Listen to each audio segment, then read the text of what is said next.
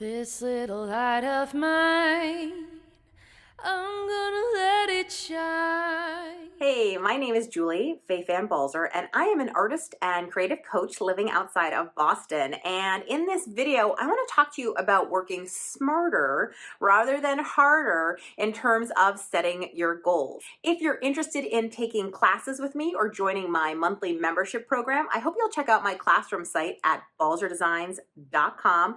There's lots to see. I teach in a very sort of intellectual approach to art making where the focus is really on you as a unique artist. So S stands for specific. So let's say your goal is to make more art. That's a great goal, but it's kind of not specific enough. Can you say, I'm going to make art every day, or I'm going to sit down for 1 hour every day and make art, or I am going to do a drawing in my sketchbook once a week, but something that is actually a very specific rather than a kind of big general goal. M is for measurable. Now, I kind of have already hinted at this, right? I'm going to do this every day, once a week. I'm going to fill 30 pages in my sketchbook, something that is a measurable goal. So it's not just making more art, because I suppose you'd have to know, well, I guess it could be measurable because you'd have to know how many pieces of art you made the year before into how many you made this year.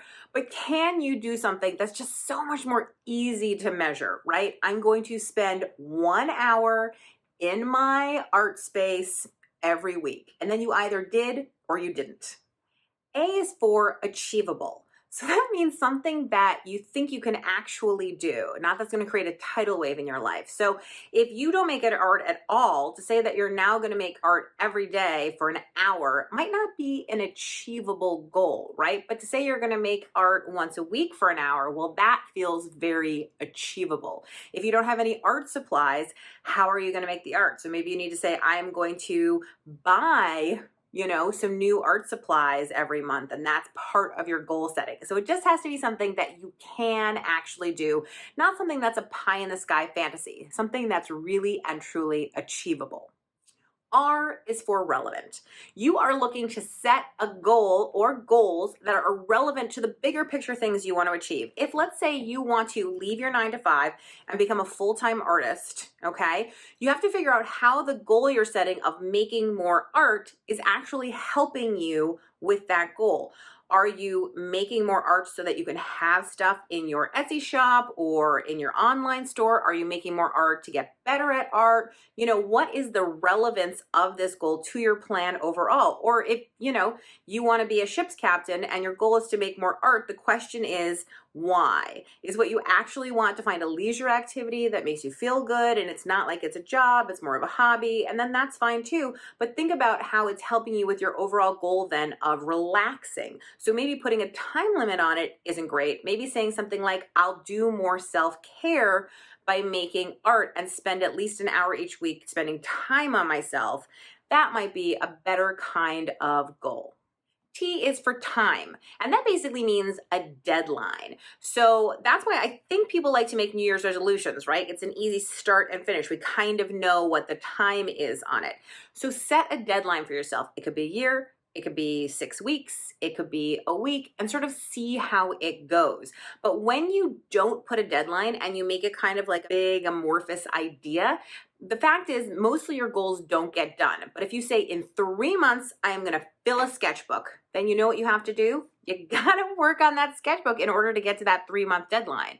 If you say in a year, I'm going to fill a sketchbook, you might also fill the sketchbook, but that deadline's so far away, you may need to set yourself some time goals a little bit in between to make sure that you keep up with that big goal, because a year is actually a very long time.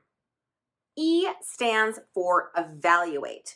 I think it's really important not to get rigid about your goals where it's kind of like an all or nothing proposition. I've been doing really well on my diet today, so I'm all in, or I just ate a piece of cake, now my diet's over and I'm going to eat anything I want, right? You don't want to do that.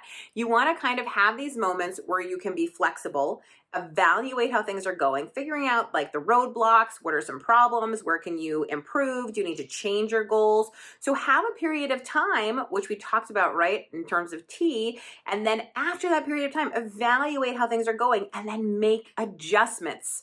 Be flexible.